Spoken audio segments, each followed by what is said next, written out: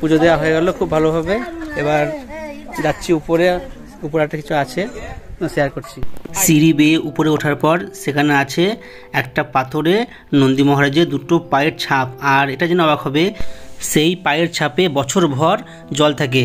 কি করে জলটা আসে কেউ বলতে পারবে না পাহাড়ের উপরে। সিঁড়ি বেয়ে উপরে ওঠা এই জার্নিতে তোমাদের দিদিভাই ছিল না, মানে সে সিঁড়ি বেয়ে উঠতে পারছিল না বলে সে নিচে বসে আছে। আর উপর থেকে দেখো ভিউটা, আর কত সিঁড়ি আছে আমি কাউন্টিং করিনি, কিন্তু অনেক সিঁড়ি আছে। দেখতে পাচ্ছ বন্ধুরা কেমন সিঁড়িগুলো, এবড়ো খেবড়ো। পুরো হাঁপিয়ে গেছি বাবা, তাও ভগবানের নাম করে আমরা উপরে উঠবই। আমার ছেলে আগে উঠে পড়ছে, আর ওইদিকে এখনো আছে।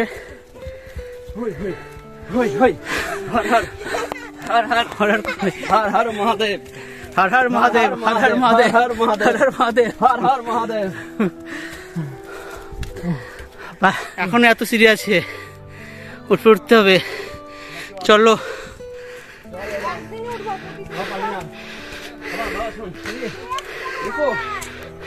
কিন্তু পা কিন্তু পরে কিন্তু ফুলে যাবে, কিন্তু হয়তো পা ফুলে যাবে, আস্তে আস্তে উঠ।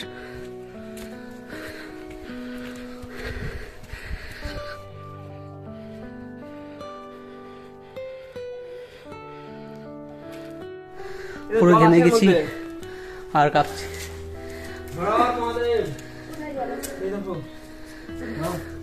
এবার পুজো দেবো। আমরা পৌঁছে গেলাম, আর এই সেই জায়গা যেখানে আছে নন্দীর দুটো পায়ের ছাপ, তোমাদের সঙ্গে শেয়ার করছি। আর এখানে সবাই পুজো দেয়, এখানে যারা আসে। এই দেখো এই পায়ের ছাপটা দুটো আছে এখানে। আর এখানে জলটা কী করে আসে বা কোত্থেকে আসে কেউ বলতে পারছে না, কিন্তু বছরভর এখানে জল থাকে। আর মানে উপরটা তো লোকালয়, মানে লোকজন একবারে নাই, একটু ভয় ভয় লাগছিলো আমাদের। আমরা এই কয়জনে ছিলাম উপরে। আর সুদীপ তো পুজো দিল, দেখো বন্ধুরা। মানে এই জার্নিতে কে ছিল বলো তো? ছিল হচ্ছে কালী, আমার একটা ভাই, তার সঙ্গে তার ওয়াইফ ও তার মেয়ে, আর সুদীপ তো আমি আর আমার ছেলে।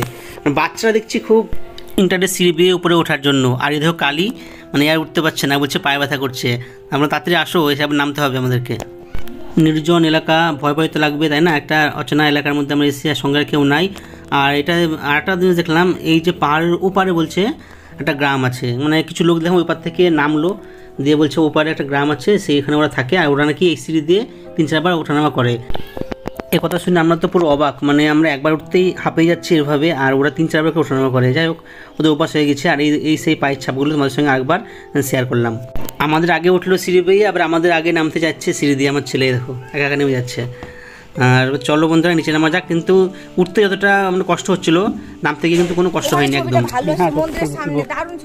ঠান্ডা জায়গা, কেন সাবধানে নামো। উঠতে খুব আগে গেছিলাম, কিন্তু এখন কিছু মনে হচ্ছে না। পুজো দেওয়া হলো, ওখানে ঘন্টা বাজানো হবে। সবার মনের আশা কামনা পূর্ণ করে, কারো করুক আর না করুক, আমার জন্য করে, কাকা সবাই করবে। আমি সবার জন্য পুজো দিয়েছি, সবাই ভালো থাকুক, সুস্থ থাকুক, এটাই বাবার কাছে প্রার্থনা করি। জানি না বাবা কতটা শুনবে বা কতটা বুঝবে মনে। বাবা টেনেছে তাই আমরা এখানে আসতে পেরেছি। আর দাঁড়াও, তুমি দাঁড়াও। আর খুব ভালো লাগলো। আর একদম বাবার কাছে গিয়ে দু হাত দিয়ে প্রণাম করে সুন্দরভাবে পুজো দিতে পেরেছি, বাবাকে ছুতে পেরেছি। আর তোমরা ভাবিনি যে শিব মন্দিরে, হ্যাঁ মানে এতটা লং রাস্তা, আর ঝাড়খণ্ড নামে তো ভয় লাগে। তো যাই হোক, আমরা এসে খুব ভালোভাবে পুজো দিলাম।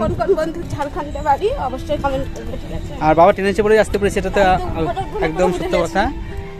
আর হর হর মহাদেব, জয় শিব শম্ভু। প্রচণ্ড গরম লাগছিল। আর দেখছি মন্দিরের পাশে রাখা আছে একটা কুলার মেশিন, তো এখান থেকে সুন্দর হাওয়া বইছে, তো সবাই একটু এখান থেকে হাওয়া খেলাম। তো এবার আমাদের চলে যেতে হবে। যাওয়ার সময় মনটা একটু খারাপ করছিল, কারণ হচ্ছে এই মানে এত দূরে জার্নি করে আসা, আবার চলে যেতে হচ্ছে, কিন্তু কিছু করার নেই, তাই না? যাওয়ার সময় একটু শেয়ার করলাম মন্দিরের গেটটা। এই দেখো বন্ধুরা, চলো এবারে আমরা যাই নিচের দিকে, তারপরে যাব হোটেলে। এবার চলো হোটেলে যাব, খাওয়া দাওয়া করবো। সকাল থেকে কিছু খাইনি, সে সকালে খেলাম টিফিন, ব্রেকফাস্ট, এইটাই খেয়েছি, তারপর কিছু খাওয়া হয়নি। তো এখন ঠাকুর পুজো হলো, এবার চলো হোটেলে যাই, তারপর খাওয়া দাওয়া করবো। রেডি আমরা যাওয়ার জন্য, এই দেখো আমাদের অটো রেডি। চলো অটো করে এবার যাবো হোটেল, আর খাবো, খানা পিনা হয়নি এখনো। দেখো বন্ধুরা কি সুন্দর দৃশ্য, মানে সূর্যটাকে কি বড় লাগছে তাই না, আবঝাবঝা টাইপের। তো আমরা এখান থেকে বেরোচ্ছি আর তোমার সঙ্গে শেয়ার করলাম এই দৃশ্যটা। আর পাহাড়ি এলাকাতে এরকমই হয়। যার সময় দেখতে পাচ্ছিলাম জঙ্গলের মধ্যে পলাশ ফুলের গাছ, আর প্রচুর পলাশ ফুল ধরেছিল, মানে গাছগুলো পুরো লাল লাল হয়ে আছে, একদম সুন্দর লাগছিল।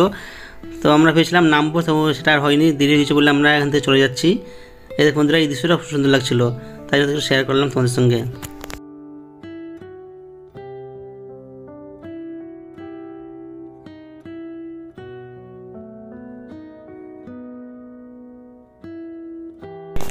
মেন রোড থেকে এই দেখতে পাচ্ছ গেটটা, এই গেট দিয়ে ভিতরে ঢুকে মানে শিবগাদের মধ্যে যাওয়া যাবে। আর দেখুন বন্ধুরা অটোতে আমরা বসে আছে, তোমাদের দিদিভাই কিন্তু ঘুমাচ্ছে, মানে ঘুম পেয়ে গেছে, খিদে পেয়েছে তো তাই জন্য। দেখো বন্ধুরা কি হোটেলের ছিঁড়ি, কিছু করার নাই, কারণ হচ্ছে সেদিনকে হোটেল সব বন্ধ ছিল, ওই জন্য এই হোটেলে আমাদের খেতে হলো। মানে খাওয়া দাওয়া মোটামুটি ছিল, কিন্তু কিছু করার নাই, বাইরে গিয়ে তো ওভাবে ভাবলে হবে না। তো এই হোটেলে আমরা ঢুকলাম। সবজি ভাত বলছিল 50 টাকা, আর মাছ মাংস যেটাই খাক নেবে হচ্ছে 65 টাকা। আর যদি এক্সট্রা ভাত নেওয়া হয় তার দাম নেবে 15 টাকা করে পার প্লেট।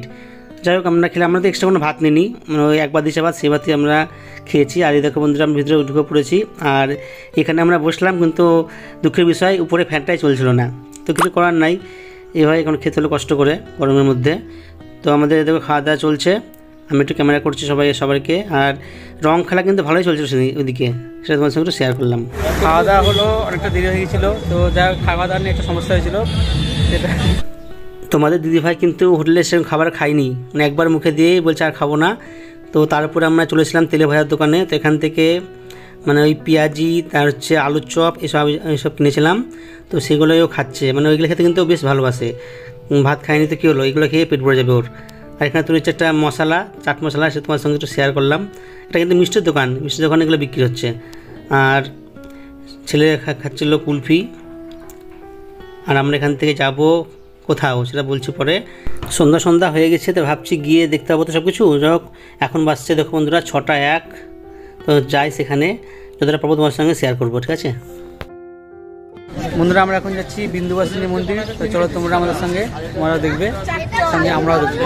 আর এই দেখো উঠে পড়েছে টোটোতে 10 টাকা করে লাগার জন্য। সন্ধ্যা হয়ে গেছে বন্ধুরা, এই দেখো অন্ধকার, আর আমরা চলে যাবো এখন বিন্দুবাসিনী মন্দির। তো চলো তোমার সঙ্গে শেয়ার করবো, অন্ধকার যতটা পারবো, পুরো অন্ধকার। দেখো বন্ধুরা অন্ধকার হয়ে গেছে, আর সব মন্দিরেই সিঁড়ি বেয়ে উপরে উঠতে হচ্ছে, কিছু করার নাই, এসছি তো একবার তাই না, সিঁড়ি বেয়ে উপরে উঠতে হয় কষ্ট করে। তো সবাই মিলে আস্তে আস্তে আমরা উপরের দিকে উঠছি। আর জায়গাটা খুব মানে ঘোরা জায়গাটা, শুধু সিঁড়ি আর সিঁড়ি। আমরা উঠতে পারছি, কিন্তু এই মহিলাগুলো উঠতে পারছে না, জোর করে ওঠানো হচ্ছে। চলো উপরে যাই।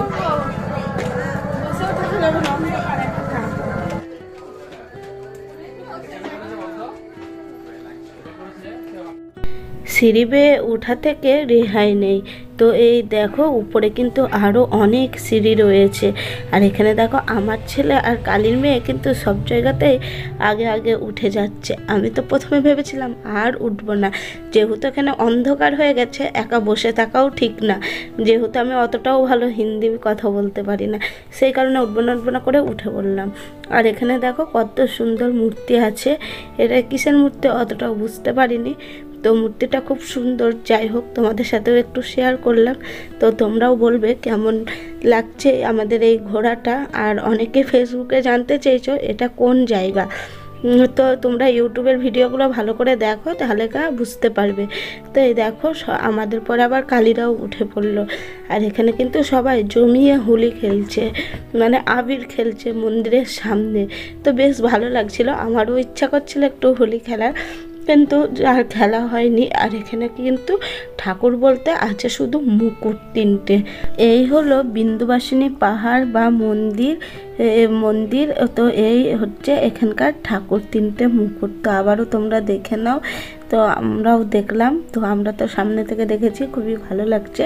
তোমরা আমাদের ভিডিওর মাধ্যমে দেখো, তোমাদেরও কিন্তু অনেক ভালো লাগবে। আর এখানে রয়েছে রাধা কৃষ্ণ, তো এখানে সবাই রং দিচ্ছে প্রথমে, তারপরেই রং খেলছে। আর এই দেখো আমার ছেলে একাই ঘুরে বেড়াচ্ছে, দেখেছো একটু ভয় নেই।